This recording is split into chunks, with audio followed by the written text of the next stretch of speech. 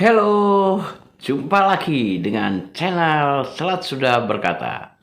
Salam satu jangkar dan salam sejahtera buat kita semua. Kali ini saya ingin membahas sedikit tentang proses ganda jurumudi merangkap juru muat. Wow, ada apa nih? Hehe. Mari kita ikuti agar tidak gagal paham. Pada dasarnya, proses debarkasi dan embarkasi adalah tugas dan tanggung jawab mualim satu atau chief officer. Namun, disebabkan pelayaran ini jarak dekat dan proses debarkasi dan embarkasi itu berlangsung setiap 2 jam sekali, maka hal ini tentu membuat mualim satu kewalahan.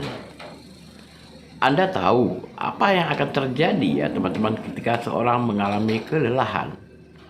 Kelelahan dapat menimbulkan kekurangan konsentrasi dalam pekerjaan.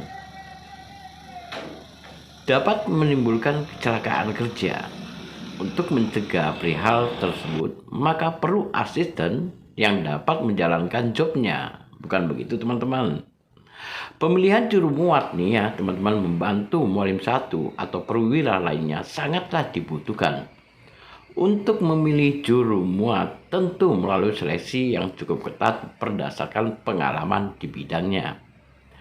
Pekerjaan atau aktivitas juru muat berkoordinasi kepada pihak darat, khususnya petugas lapangan yang berada di kantong parkir untuk memberikan kendaraan sesuai permintaan dari juru muat, tentunya yang sudah punya tiket.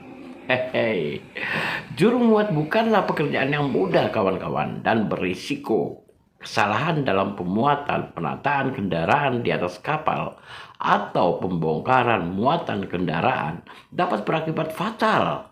Pemuatan yang salah dapat membuat kapal menjadi miring, bahkan bisa mengakibatkan kapal terbalik. Wow, ngeri ya teman-teman. Resiko juru muat yang tidak berpengalaman dapat mengakibatkan kerugian.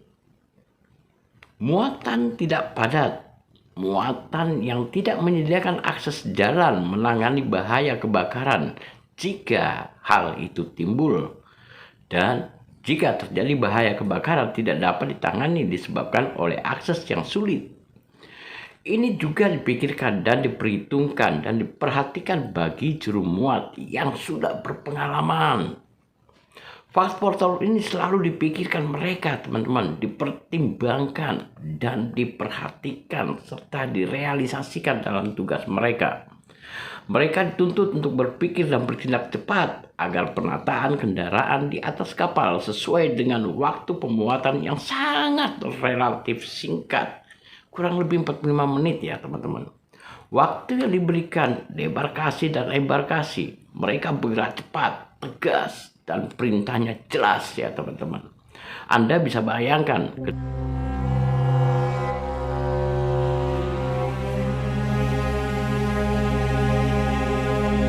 kendaraan yang keluar masuk memiliki lebar, panjang, serta tonase yang berbeda-beda. Tidak mungkin harus bertanya, "Hai Pak Supir, berapa tonasemu?" Beratnya berapa tonase? Tentu hal ini tidak dapat dilakukan sebab akan menyita waktu yang relatif singkat.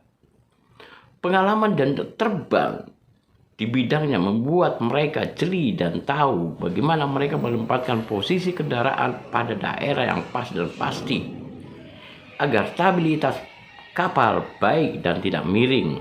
Dan jika miring tentu membahayakan kapal serta isinya saat kapal berlayar ya teman-teman. Apalagi dalam keadaan cuaca yang buruk. Wow, serem. Dan pasti nakoda tidak akan melayarkan kapalnya bila kapalnya kemiringannya sangat besar. Wow, keren. So pasti.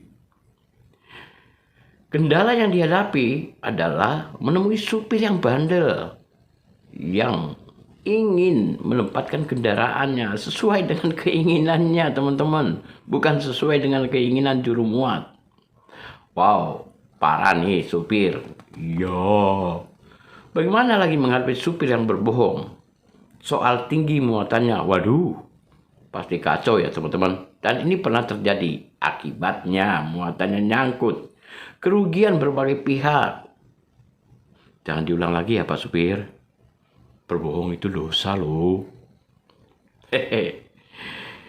Itulah sekilas tugas juru muat di atas kapal Roro Ferry. Namun perlu diketahui ya teman-teman, tidak semua kapal menggunakan juru muat.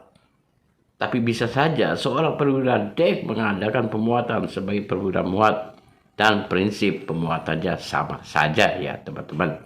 Yaitu memperhatikan letak, susunan, stabilitas kapal. Serta menempatkan muatan-muatan yang berbahaya pada posisi yang aman. Itulah kawan-kawan sedikit informasi tentang tugas dan tanggung jawab dari juru muat. Nah pesan nih buat teman-teman supir, kiranya mau mengikuti apa yang diperintahkan juru muat agar terjadi situasi kondisi yang kondusif, aman, nyaman, selamat dalam pelayaran. Kita bisa lihat ya teman-teman, ada safety lasing. Di sini ada karet yang sedang melasing kendaraan. Nah, tinggal beberapa unit lagi ya.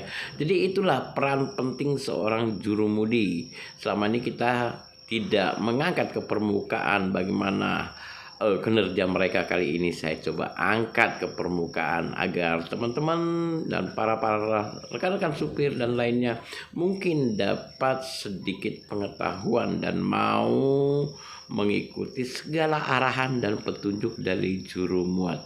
Nah, juru muat di kapal kita ini ada 3 orang sesuai dengan jabatannya, yaitu jurumudi 1, jurumudi 2, dan jurumudi 3. Oke teman-teman, itu yang dapat sekilas saya informasikan tentang juru muat dan jurumudi. Oke teman-teman, setelah pemuatan dengan stabilitas yang baik, kita berangkatkan kapalnya teman-teman. Oke, mohon dukungannya, subscribe, like, dan share, serta komen ya teman-teman.